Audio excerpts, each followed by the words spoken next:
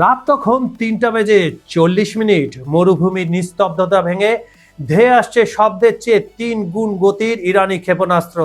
যখন আমেরিকার Patriot radar আকাশে ব্যস্ত, ঠিক তখনই নিচ দিয়ে ভ্যাকুয়াম ক্লিনারের শব্দে ধেয়ে এলো শাহেদ ড্রোন। সেকেন্ডের ব্যবধানে ছাই হয়ে গেল কোটি ডলারের অ্যাপাচি হেলিকপ্টার। এটা কি কেবল যুদ্ধ, নাকি সুপার পাওয়ারদের সাজানো কোনো নাটক? কেন সমঝোতার টেবিলে বসেও কেউ কাউকে মানল না? মধ্যপ্রাচ্য থেকে ইউক্রেন যুদ্ধের ময়দানের এমন সব রোমহর্ষক সত্য জানতে ভিডিওটি শেষ পর্যন্ত দেখুন।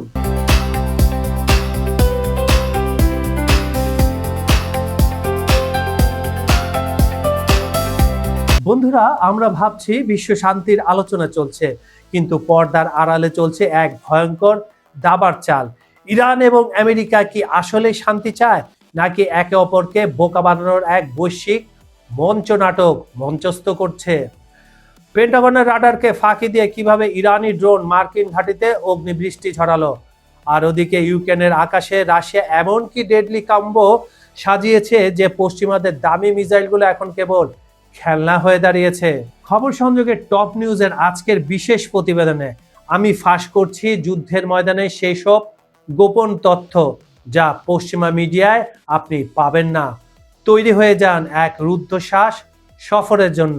এর আগে আপনাদের জন্য আমি একটি মেসেজ দিচ্ছি, সেটা হচ্ছে আপনার ব্যবসা বা প্রতিষ্ঠানকে আরো বড় পরিসরে পৌঁছে দিতে চান, আপনার ব্র্যান্ডকে তুলে ধরুন হাজার মানুষের সামনে সহজেই, দ্রুতই।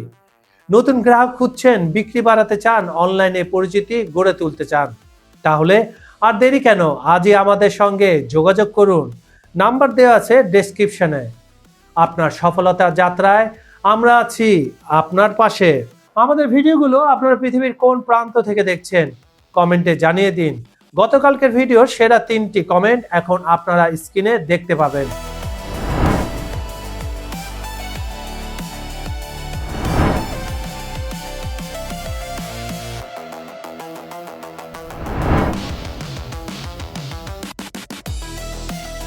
চলুন তাহলে শুরু করা যাক। প্যাট্রিয়ট রাডারকে ফাঁকি দিয়ে মার্কিন ঘাঁটিতে ইরানি ড্রোনের অগ্নিবৃষ্টি, ইরান আমেরিকা ড্রামা।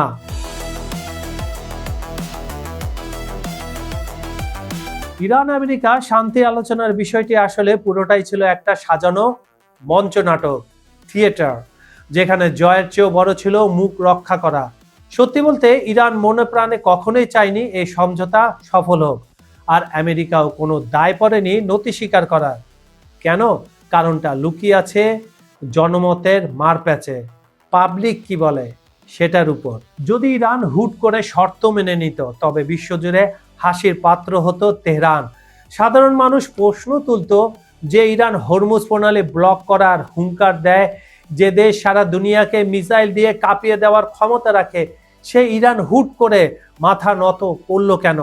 হাতের তা শক্তিশালী হওয়া সত্ত্বেও টেবিলে হেরে যাওয়াটা ইরানের জন্য হতো চরম অপমানের। নিজেদের সুপার পাওয়ার ইমেজ ধরে রাখতে ইরানকে একগুঁয়ে থাকতেই হতো। নো আলোচনা, অনলি ওয়ার। অন্যদিকে আমেরিকার দশা ছিল আরো করুণ। বিশ্বের একমাত্র সুপার পাওয়ার হয়েও এই যুদ্ধটা তারা চরমভাবে মিসম্যানেজ করেছে। ইরানকে চিনতে বা তাদের পরবর্তী পদক্ষেপ বুঝতে পেন্টাগন যে ভুল করেছে তা এখন দিনের আলোর মতো স্পষ্ট। কিন্তু ভুল করার পরও আমেরিকা যদি সমঝোতায় আসতো, তবে বন্ধু দেশগুলোর কাছে তাদের খবরদারি চিরতরে শেষ হয়ে যেত। লোকে বলতো, তোমরা কিসের সুপার পাওয়ার হে, যে এক ইরানের কাছে নুয়ে পড়লে? এখানে লড়াইটা কেবল বিশ্বমঞ্চে টিকে থাকার ছিল না, বরং যুদ্ধের ময়দানে যে বাস্তব ফলাফল বা ফিজিক্যাল কনসিকুয়েন্সেস তৈরি হয়েছে তার দায় এড়ানোর লড়াইও ছিল। কেউ এ দায় নিতে রাজি নয়। তাই 24 ঘন্টা ধরে গোটা দুনিয়ার সামনে একটা জবরদস্ত ড্রামা চলল।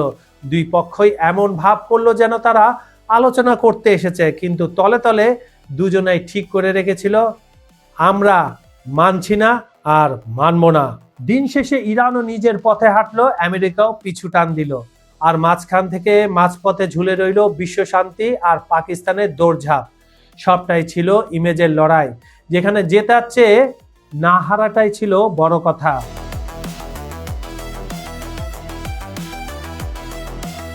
বন্ধুরা, 40 দিনের যুদ্ধের ইতিহাস ঘাটলে এমন কিছু ঘটনা পাওয়া যায় যা শিউরে ওঠার মতো। আজ আপনাদের শোনাবো যুদ্ধের সেই মাঝামাঝি সময়ের এক রোমহর্ষক উপাখ্যান, যখন ইরানি ক্ষেপণাস্ত্রের গর্জন মার্কিন সেনাদের রাতের ঘুম কেড়ে নিয়েছিল। ঘটনাটি কেবল শক্তির লড়াই ছিল না, ছিল নিখুঁত সমর কৌশল আর প্রযুক্তির এক অভাবনীয় প্রদর্শনী। রাত তখন 3:40। কুয়েতের উত্তর পশ্চিম প্রান্ত মরুভূমির নিস্তব্ধতা ভেঙে ক্যাম্প জুরির হেলিকপ্টার রক্ষণাবেক্ষণ এলাকায় কাজ করছিল একজন আমেরিকান মেকানিক। একটা AH-64 অ্যাপাচে হেলিকপ্টার থেকে ইঞ্জিন খুলে নামানোর রুটিন কাজ চলছিল, সবাই সেই কাজে ব্যস্ত ছিল। যুদ্ধের দামামা তখনও সেই প্রান্তে এসে কিন্তু পৌঁছায়নি। আশেপাশে অনেক অ্যাটাক হয়েছে, তখন পর্যন্ত সেখানে কিন্তু আসেনি, কুয়েতের সেই জায়গায়। কিন্তু ঠিক 8 মিনিট আগে ইরান থেকে ছোড়া ব্যালিস্টিক ক্ষেপণাস্ত্রে সে মরণঘাতী ছায়া যে শব্দের চেয়ে 3 গুণ গতিতে ধেয়ে আসছে তা কারো কিন্তু জানা ছিল না। রাত 3:41, পুরো ক্যাম্পে সাইরেন বেজে উঠতে ঘুমন্ত সৈন্যরা দিক বিদিক জ্ঞান শূন্য হয়ে কংক্রিটের ব্যাংকারের দিকে ছুটল। ঘাটের পেট্রোটিক ব্যাটারি রাডার তখন দক্ষিণ পূর্ব আকাশ স্ক্যান করছিল। ধেয়ে আসা 5টি ব্যালিস্টিক লক্ষ্যবস্তুর বিপরীতে গর্জে উঠল ইন্টারসেপ্টরগুলো। সাদা ধোঁয়ার লেজ ছেড়ে প্যাক 3 ইন্টারসেপ্টরগুলো ম্যাক 6-এর বেশি গতিতে আকাশপানে ছুটে গেল। 4000 মাইল বেগে একে অপরের দিকে ধেয়ে আসা এই মরণ খেলায় শেষ পর্যন্ত প্যাট্রিয়ট সিস্টেম 3টি ওয়ারহেড ধ্বংস করতে সক্ষম হয়েছিল। মাত্র 40 সেকেন্ডের এই রোমহর্ষক লড়াইয়ে 3টি ব্যালিস্টিক ক্ষেপণাস্ত্র আকাশে ধূলিকণায় পরিণত হলো, বাকিগুলা হিট করলো। কিন্তু রাডারের সেই মরণ ফাঁদ এই সময় সামনে আসলো। আমেরিকান প্যাট্রিয়ট রাডারের একটি বড় সমস্যা আছে, সেটি হলো এটি মাত্র 90 ডিগ্রি আকাশ স্ক্যান করতে পারে, ঠিক বাড়ির দেয়ালে লাগানো একটি ফিক্সড সিকিউরিটি ক্যামেরার মতো। এভাবে থাকবে, ডানে যাবে বামে যাবে, কিন্তু পুরোটা ম্যানুভার করে পিছনের দিকে আসতে পারবে না। ইরান ঠিক এই দুর্বল জায়গাটিকেই কাজে লাগিয়েছিল। যখন প্যাট্রিয়ট রাডার ওপরের ব্যালিস্টিক ক্ষেপণাস্ত্র নিয়ে ব্যস্ত, তখন মাত্র 100 ফুট উচ্চতায় নিচ দিয়ে ধেয়ে আসছিল 3টি শাহেদ 136 অ্যাটাক ড্রোন। ঘন্টায় 100 নটিক্যাল মাইল গতিতে নিঃশব্দে এগিয়ে আসে এই ড্রোনগুলো রাডার সিগনেচার একটি বড় পাখির সমান। প্যাট্রিয়ট রাডার যখন ব্যালিস্টিক ক্ষেপণাস্ত্র আকাশে খুঁজছিল, তখন এই নিচ দিয়ে আসা শাহেদ ড্রোনগুলো যেন ভ্যাকুয়াম ক্লিনারের শব্দের মধ্যে একটি বাচ্চার পায়ের শব্দ হয়ে মিশে রইল। খুব ক্ষীণ ভো করে এভাবে আসছিল। রাত 3:42, প্রথম শাহেদ ড্রোনটি সরাসরি আঘাত করলো হেলিকপ্টার রক্ষণাবেক্ষণ এলাকায়। কোনো শব্দের আগে অনুভূত হলো প্রচণ্ড উত্তাপ। বিস্ফোরণের 2টি অ্যাপাচে হেলিকপ্টারের কঙ্কাল বেরিয়ে গেল এবং আগুন ছড়িয়ে পড়লো জ্বালানি ডিপোগুলোতে। জেট ফুয়েল বিস্ফোরণ হলো না, বরং বিশাল এক কমলা আগুনের গোলার মতো চারদিকে ছড়িয়ে পড়ল। ঠিক তার পরের মিনিটে দ্বিতীয় ড্রোনটি আঘাত করলো বেস কমান্ড বিল্ডিংয়ে।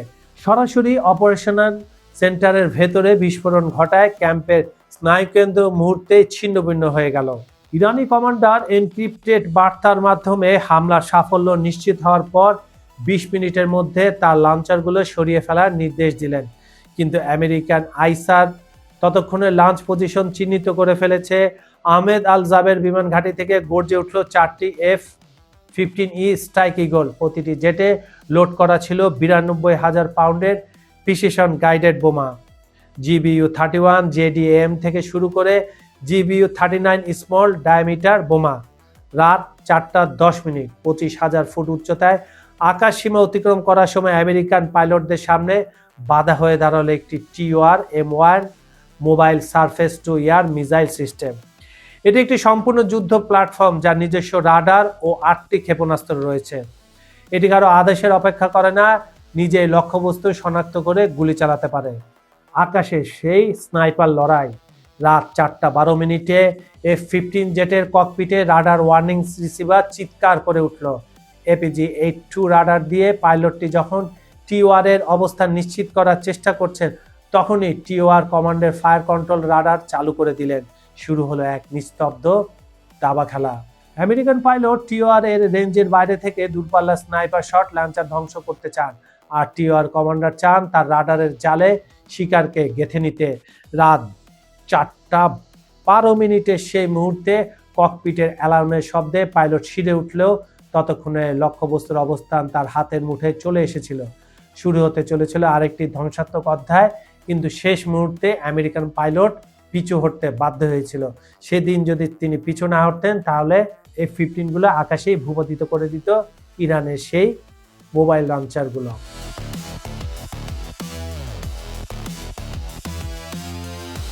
এবার আমরা একটু চলে যাই রাশিয়া ইউক্রেন যুদ্ধের আপডেট নিউজে। সেখানে কি আছে?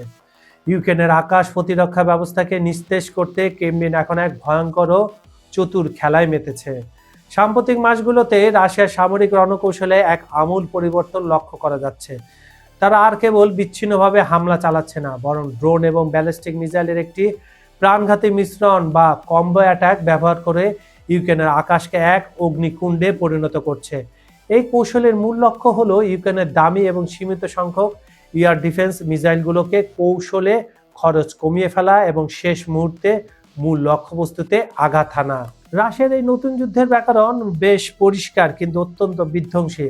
তারা প্রথমে কয়েক ডজন সস্তা শাহিদ ড্রোন বা দামি ড্রোন লেলিয়ে দেয়। ইউক্রেনীয় রাডারগুলো যখন এই ড্রোনের ঝাঁককে শনাক্ত করে এবং সেগুলো ধ্বংস করতে অত্যন্ত ব্যয়বহুল ইন্টারসেপ্টর মিসাইল যেমন প্যাট্রিয়ট বা IRCT ছুটতে শুরু করে, তখন শুরু হয় রাশিয়ার আসল খেলা, সংকেত জ্যামিং। ড্রোনগুলো আকাশে এক ধরনের রাডার নয়েজ তৈরি করে যা প্রতিরক্ষা ব্যবস্থাকে বিভ্রান্ত করে। গোলাবারুদ ফুরিয়ে ফেলা। যখন ইউক্রেনের ডিফেন্স ব্যাটারিগুলো ড্রোন সামলাতে ব্যস্ত থাকে বা তাদের মিসাইল লোড শেষ হয়ে যায়, ঠিক সেই মুহূর্তে রাশিয়া তাদের হাইপারসনিক কিংবা ইস্কান্দার M ব্যালিস্টিক মিসাইলগুলো নিক্ষেপ করে। ইউক্রেনের জন্য কেন এটি বড় চ্যালেঞ্জ? এই স্যাচুরেশন অ্যাটাক বা আকাশকে লক্ষ্যবস্তু দিয়ে ভরিয়ে দেওয়ার কৌশলটি ইউক্রেনের জন্য একটি লজিস্টিক দুঃস্বপ্নে পরিণত হয়েছে। এর প্রধান কারণগুলো হলো অর্থনৈতিক অসমতা। একটি কয়েক হাজার ডলারের ড্রোন ধ্বংস করতে ইউক্রেনকে কয়েক মিলিয়ন ডলারের মিসাইল খরচ করতে হচ্ছে। এটি দীর্ঘমেয়াদে ইউক্রেনের পশ্চিমা বন্ধুদের পকেট খালি করার একটি রুশ চাল। প্রস্তুতির অভাব। ব্যালিস্টিক মিসাইলগুলো অত্যন্ত দ্রুত গতিতে নিচে নেমে আসে। ড্রোন ধ্বংসের উত্তেজনার মাঝে এই মিসাইলগুলোকে শনাক্ত করে পাল্টা ব্যবস্থা নেওয়ার জন্য হাতে মাত্র কয়েক সেকেন্ড সময় থাকে। আকাশে নিরাপত্তা ছিদ্র।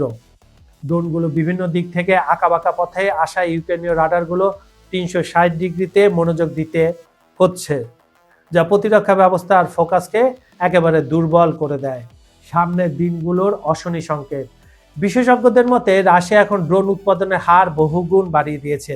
যদি পশ্চিমা দেশগুলো থেকে পর্যাপ্ত পরিমাণ এবং দ্রুত গতিতে আকাশ প্রতিরক্ষা সরঞ্জাম না আসে, তবে সামনের দিনগুলোতে ইউক্রেনের গুরুত্বপূর্ণ বিদ্যুৎ কেন্দ্র, সামরিক ঘাঁটি এবং শহরগুলো রাশিয়ার এই নতুন কৌশলের কাছে আরো অরক্ষিত হয়ে পড়বে।